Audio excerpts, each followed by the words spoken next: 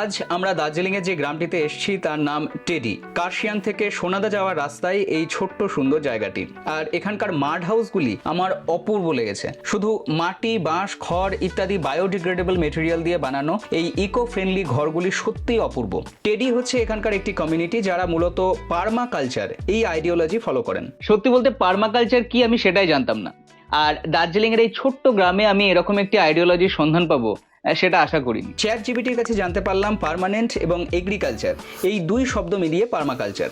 আর এই ফিলোসফির main ethics হলো ইকো ফ্রেন্ডলিনেস, হিউম্যান কমিউনিটিকে সাপোর্ট করা, রিনিউয়েবল এনার্জি রিসোর্সের ব্যবহার, প্রডিউস জিরো ওয়েস্ট এবং সর্বোপরি পরিবেশের কোনো ক্ষতি না করে তার সাথে সামঞ্জস্য রেখে বসবাস করা। আমি এয়ারবিএনবি থেকে একদিনের গাইডেড ট্যুর এবং হাইকিং এর বুকিং করেছিলাম, যে প্যাকেজের মধ্যে ছিল এখানকার অর্গ্যানিক সবজি দিয়ে বানানো লাঞ্চ এবং একটি গাইডেড ট্যুর, যেখানে আমাদের এই গোটা জায়গাটি ঘুরিয়ে দেখানো হলো এবং বোঝানো হলো এনারা কিভাবে পার্মাকালচার ফলো করে জীবনযাপন করছেন এবং আশেপাশের মোটামুটি অনেক কোটি গ্রামকে জিরো ওয়েস্ট ভিলেজে পরিণত করেছেন। বিশেষ করে এখানকার ইকো ফ্রেন্ডলি মাড হাউসগুলি আমার খুব পছন্দ হয়েছে।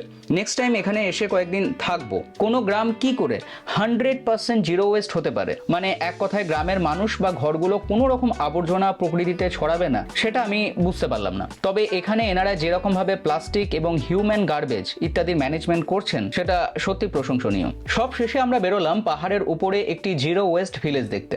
গ্রামটির নাম রাজাহাটা। তেনজিং শেরপা ভাই আমাদের গাইড করে নিয়ে যাচ্ছেন জঙ্গলের ভেতর দিয়ে পাহাড়ের উপরের ওই গ্রামটিতে। চড়াই নেহাত কম নয়। তারপর শুনলাম এখানে নাকি লেপার্ডেরও দেখা পাওয়া যায়। সেটাই স্বাভাবিক, কারণ উপরই স্যাঞ্চুয়াল ওয়াইল্ড লাইফ স্যাঞ্চুয়ারি, মানে যেখানে চটকপুর গ্রামটি আছে। তবে লেপার্ডের দেখা না পেলেও পাহাড়ের উপরই পরিত্যক্ত ঘরগুলিতে ভূতের দেখা পাওয়া যেতে পারে বলে মনে হচ্ছিল।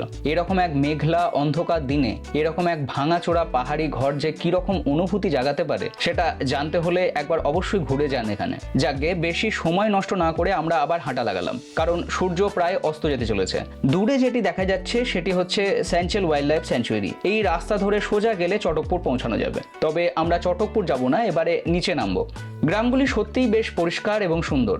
ঘরগুলির প্রায় সবাই কুকুর পোষে, হয়তো লেপার্ডের থেকে সতর্ক থাকার জন্য। তবে আমাদেরকেও এরা সতর্ক করতে ছাড়েনি।